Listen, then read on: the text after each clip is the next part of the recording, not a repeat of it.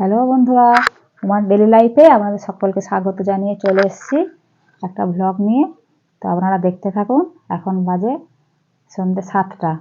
তো এখন থেকে আমি আমার ব্লগটা স্টার্ট করছি। তো আজকে ব্লগ বলতে আজকে একটা রেসিপি নিয়ে এসেছি, আপনারা দেখতে থাকুন, আশা করি ভালো লাগবে।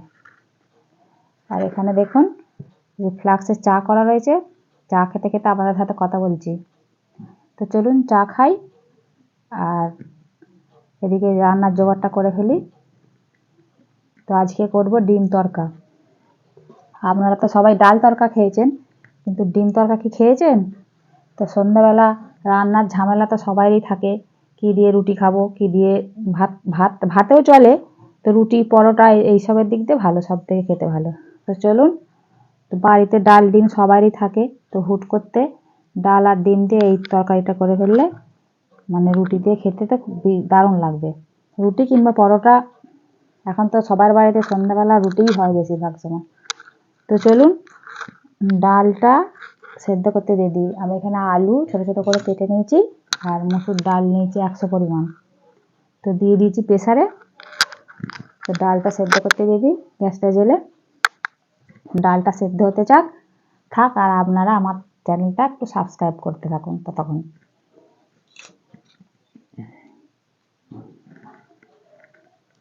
আমি তো এখন আমার চ্যানেলে নতুন, প্লিজ আমার চ্যানেলটা আপনারা যারা নতুন দেখছেন তারা সাবস্ক্রাইব করে দিন।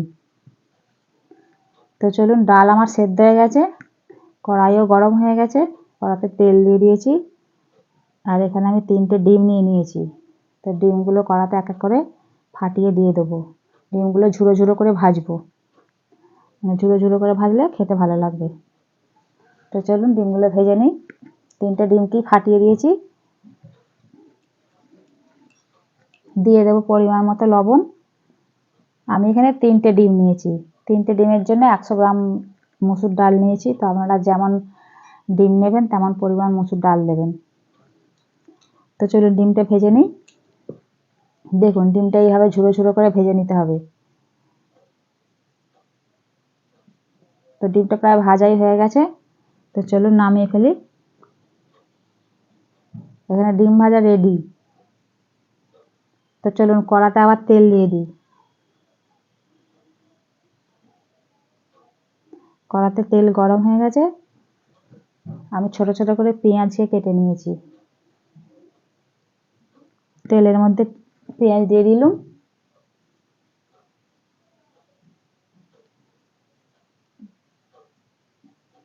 তো পেঁয়াজগুলো একটু ভাজা ভাজা করে নিই। পেঁয়াজগুলো ভাজা ভাজা হয়ে গেলে আর এখানে আমি টমেটো কেটে রেখেছি, টমেটো দিয়ে দেবো। তো এটা বাচ্চাদের জন্য খুবই ভালো, ঝালও নেই কিছু নয়, খুব রিচও না। ডিম আর ডাল খেতেও ভালো আর শরীরের পক্ষেও ভালো। তো চলুন মশলাটা কষিয়ে নিই। দিয়ে দেবো হলুদ, লঙ্কা আর একটু হালকা করে জল দিয়ে দেবো হলুদ লঙ্কাটা ভাজার জন্য।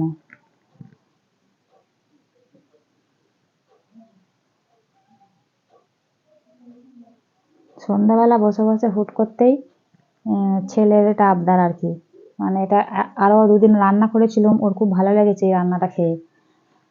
তো এখানে দিয়ে দিলাম পেঁয়াজ আর আদা রসুন বাটা। আদা রসুন বাটাটা ভালো করে ভেজে নেবো, মশলাটা কষিয়ে নেবো। তো ছেলের খুব ভালো লেগেছিলো খেয়ে, আজকে আবার সন্ধ্যাবেলা বলে মা সেই রান্নাটা করো না। তো এখানে আমি ডাল আর আলু সেদ্ধ করে নিয়েছিলাম, মশলাটা কষিয়ে নিয়েছি, এর মধ্যে দিয়ে দিলাম আর ডিমটাও দিয়ে দেবো। ডাল আর ডিম একসাথে দিয়ে ফুটিয়ে নেব।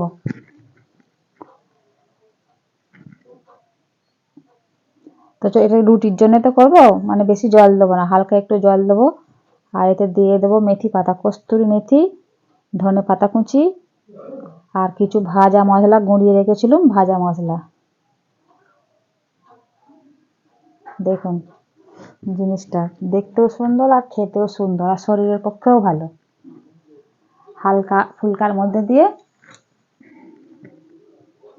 তো চলুন আমার ডাল তড়কা রেডি হয়ে গেছে, ডিম তড়কা ডাল দিয়ে। আর এখানে ভাজবো পরোটা। আজকে রুটি করিনি, আজকে পরোটা করেছি। বললুম না ছেলের আবদার করতে হবে পরোটা আর হচ্ছে যে ডিম তড়কা।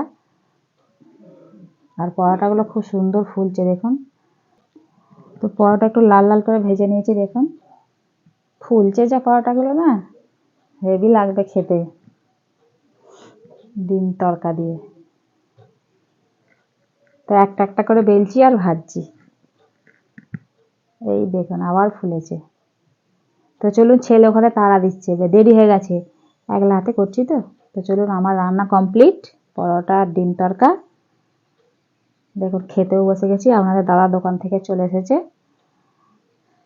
আগে আপনাদের দাদাকে দিয়ে দিই, তারপরে আমি খাবো। আর ছেলে আমার ক্যামেরাম্যান হয়েছে জানেন, এখন ক্যামেরা করছে। তো চলুন আমরা খেতে থাকি, আর আপনারা আমার চ্যানেলটা সাবস্ক্রাইব করতে থাকুন।